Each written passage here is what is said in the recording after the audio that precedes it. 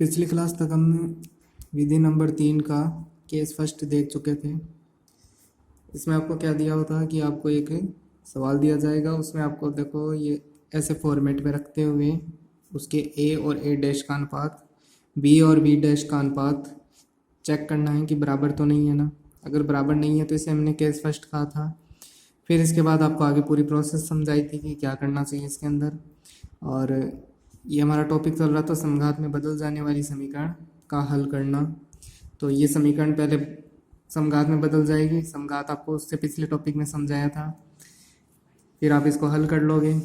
हल करने के बाद इसको दो मेथड से हल करना पड़ेगा। पहले तो समघात में चेंज हो जाएगी, फिर समघात को हल करोगे उस वक्त आपको फिर चरों का पृथक्करण भी यूज करना पड़ेगा। ऐसे करके आपका लास्ट में सॉल्यूशन मिल जाएगा। आज हम इसका केस सेकंड पढ़ेंगे। केस सेकंड और थर्ड दोनों पढ़ लेंगे।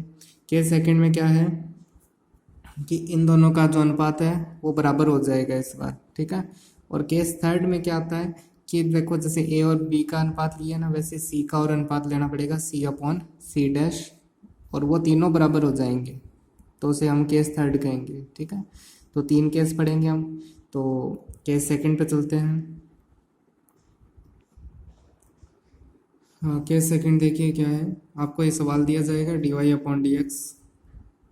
अगर इसके अंदर इन ए का जो अनुपात है, ए डैश का जो रेशियो है, और बी डैश का जो रेशियो है वो अगर इक्वल है तो इसे हम केस सेकंड कह रहे हैं। ऐसे सवाल में क्या होगा, जब इनका दोनों का रेशियो इक्वल है, मतलब इसका और इसका अनुपात और इसका अनुपात बराबर है, तो इन दोनों में से या तो इसमें से या फिर इसमें से एक चीज़ कॉमन आ जाएगी, और कॉमन आने के बाद ये दोनों सेम हो जाएंगे, ठीक है। सेम होने के बाद आप इसकी जगह कुछ वैल्यू पुट कर देना। अगर आपको ऐसे समझ में नहीं आ रहा तो अपन एक क्वेश्चन करते हैं, उससे आपके पूरा क्लियर हो जाएगा। केस फर्स्ट से काफ़ी इजी मेथड है केस सेकंड, लेकिन कंडीशन होनी चाहिए तभी आप केस सेकंड अप्लाई कर सकते हो, वरना केस फर्स्ट की कंडीशन अप्लाई हो रही तो आपको वैसे ही करना पड़ेगा, ठीक है। तो स्टार्ट करते हैं, क्वेश्चन लेते हैं।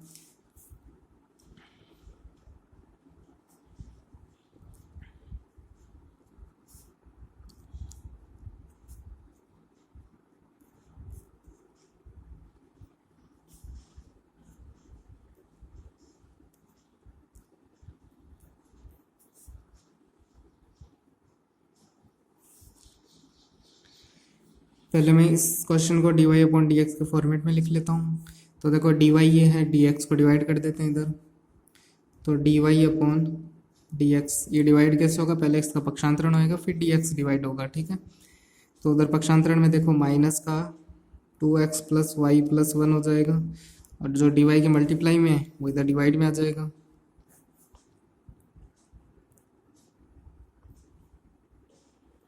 ठीक है। अब आप इसको कंपेयर कर सकते हो। ए की जगह क्या है अपने पास 2 है, ए डैश की जगह क्या है अपने पास 4 है, यानी ए की जगह क्या है 2, या चलो माइनस का 2 ले लेता हूँ मैं एक बार, क्योंकि माइनस भी मल्टीप्लाई में है। ए डैश की जगह क्या है 4, बी की जगह माइनस का 1 है, और बी डैश की जगह 2 है, और सी की जगह क्या है 1 है, और सी डैश की जगह -1 है।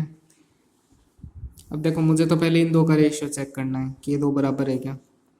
तो ए डैश यानी कितना हो जाएगा माइनस का 1/2, और ये भी कितना हो जाएगा माइनस का 1/2, दोनों बराबर है। केस थर्ड की जब हम बात करेंगे आगे, तो उसमें सी और सी डैश का रेशियो भी इनके बराबर हो जाएगा। तो अभी फिलहाल देखो सी और सी डैश का जो रेशियो है 1/-1, जो कि इसके बराबर नहीं है, क्योंकि वो तो -1 हो गया और ये तो -½ है, तो बराबर नहीं है। तो अभी केस थर्ड की बात नहीं कर रहे हम, अभी केस सेकंड तक ही सवाल दिया हुआ है आपको, तो ये केस सेकंड हो गया। अब ऐसे सवाल में क्या करना चाहिए आपको, अब देखो इसमें से या फिर इसमें से एक चीज़ कॉमन आकर ये दोनों सेम हो जाएंगे। तो देखो नीचे वाले में से 2 कॉमन आ रहा है, तो 2 कॉमन आते ही क्या हो जाएगा, ये 2x हो जाएगा, और ये तो 2x हो जाएगा, और ये क्या हो जाएगा y, तो 2x प्लस वाई हो जाएगा। तो एक बार क्वेश्चन को मैं वापस नोट कर लेता हूँ आगे।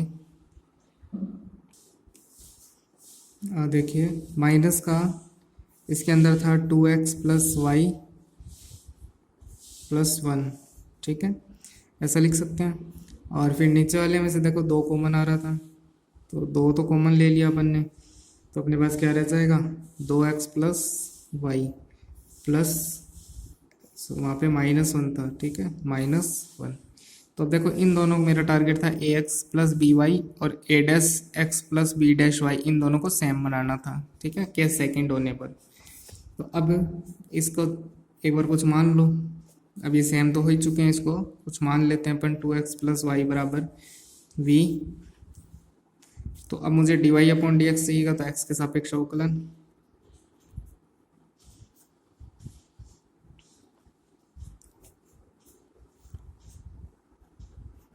तो ये आ जाएगा 2 plus D Y upon D X बराबर D V upon D X. अब D Y upon D X की value D V upon D X minus के 2 यहाँ पुट कर दो,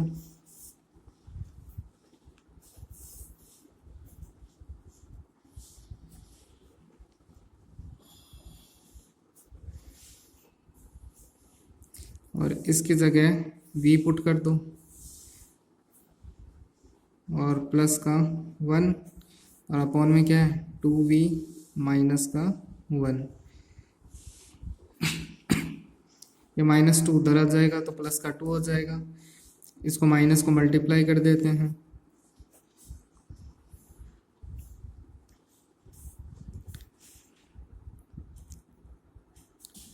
ये 2 इससे मल्टीप्लाई हो जाएगा 4v माइनस के 2, 2v माइनस 1,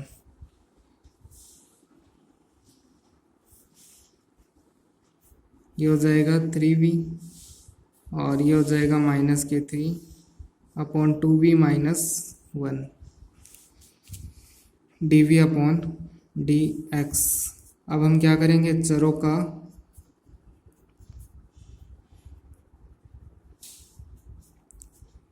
का पृथक्करण करेंगे अपन, तो इसको तो इधर भेज देंगे 2v माइनस 1 अपॉन 3, तो यहाँ कॉमन आ जाएगा, और जो v माइनस 1 बचेगा उसे इधर भेज देंगे, और ये dv के सापेक्ष समाकलन हो जाएगा, और ये dx का पक्षांतरण उधर करेंगे तो dx के सापेक्ष समाकलन हो जाएगा।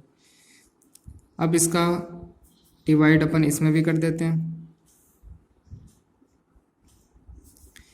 इसको मैं ऐसे लिख सकता हूँ 2v माइनस 1।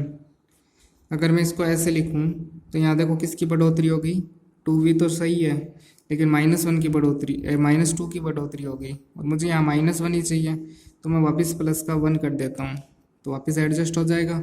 और जो v माइनस 1 है वो इसमें भी डिवाइड कर दो, और v माइनस 1 इसमें भी डिवाइड कर दो, dv बराबर समाकलन 3 dx। अब ये तो इसको कट कर देगा, तो समाकलन होने के बाद क्या हो जाएगा 2v plus log v minus 1 बराबर 3x प्लस c। v की जगह हमने क्या माना था,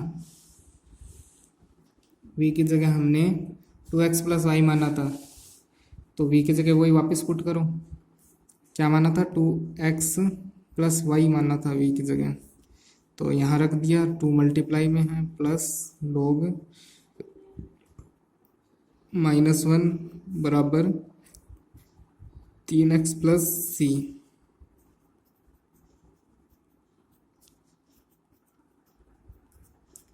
v का मान रखने पर, ठीक है।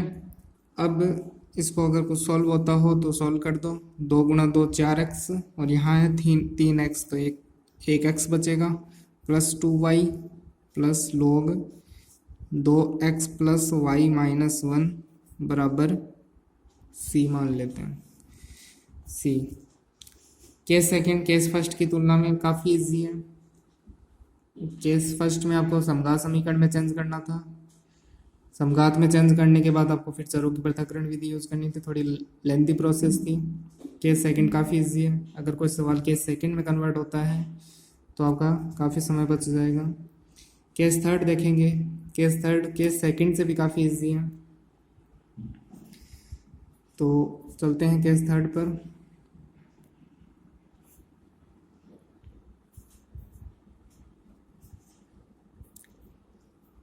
जब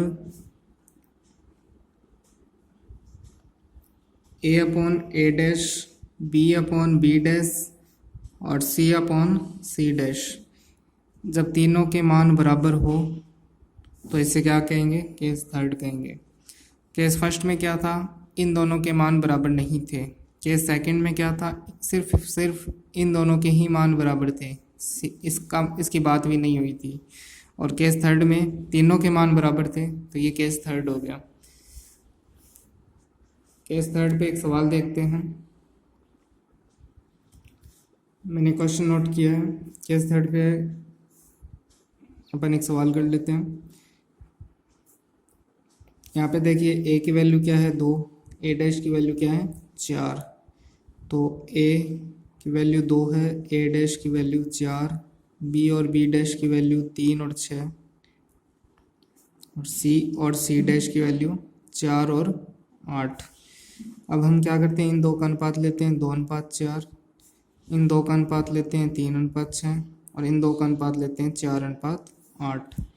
ये कट के क्या हो जाएगा 1:2, ये कट के क्या हो जाएगा 1:2 और ये कट के क्या हो जाएगा 1:2। तो 1:2, 1:2 और 1:2, तीनों ही मान बराबर आ रहे हैं। इसका मतलब केस 3 है इसके अंदर। केस 3 बहुत आसानी से हो जाएगा। आपको केस सेकंड में यहाँ तक कॉमन बनाना था क्योंकि इन दो के रेशियो बराबर थे।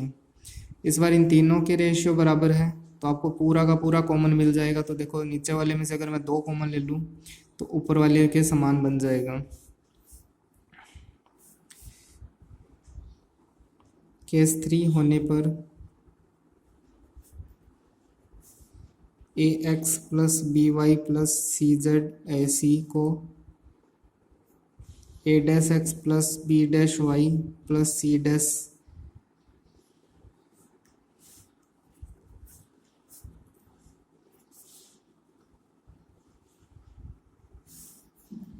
कॉमन लेकर समान बनाया जाता है।